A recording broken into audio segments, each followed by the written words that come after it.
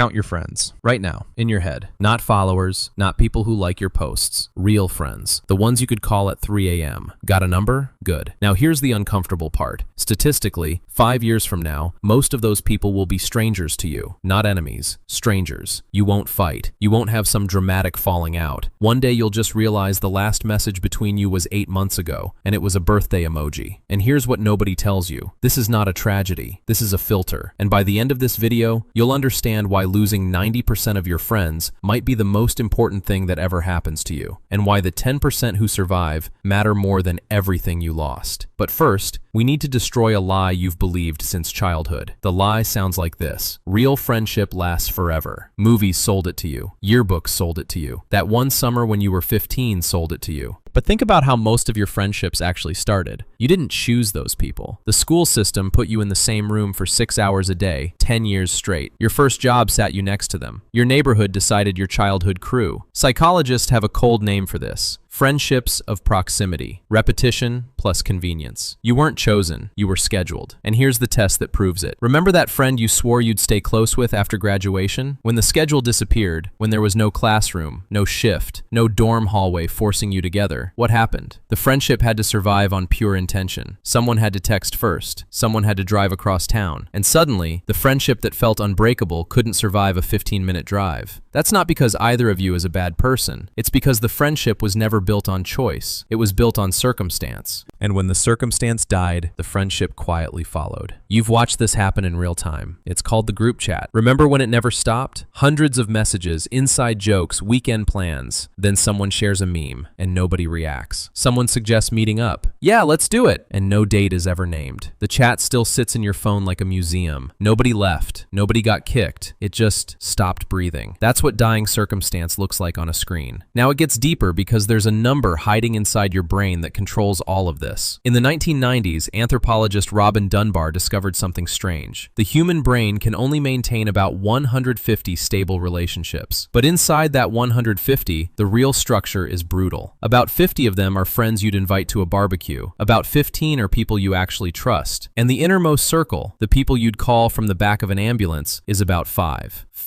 Your brain literally does not have the processing power for more. Every close friendship costs hours, attention, emotional energy, which means every new person you let into the inner circle silently pushes someone else out. You felt this without knowing its name. You fall in love, and your friends see you less. You have a child, and half your contact list goes dark. You didn't betray anyone. Your brain just rebalanced a budget you didn't know existed. So when your circle shrinks, it's not failure, it's arithmetic. But arithmetic doesn't explain the strangest part, the part you've definitely felt and never said out loud. You meet an old friend, someone who used to know everything about you. You sit down, you order coffee, and within 10 minutes you both feel it. There's nothing to say. The silence isn't comfortable, it's hollow. You're performing a friendship that ended years ago, and both of you know it, and neither of you will admit it. Here's what actually happened in that coffee shop. The friendship didn't die. The people it belonged to died. The version of you that bonded with them, the you from that classroom, that job, that broke apartment with the broken heater, no longer exists. You are not one person across your life. You are a series of people wearing the same name. And friendships are contracts signed between two specific versions. When either version dies, the contract doesn't automatically transfer. That old friend isn't your friend. They're your former self's friend. You're just the one who showed up to the meeting on his behalf. And this is where it stops being sad and starts being useful. Because if friendships belong to versions of you, then every time you grow, every time you level up,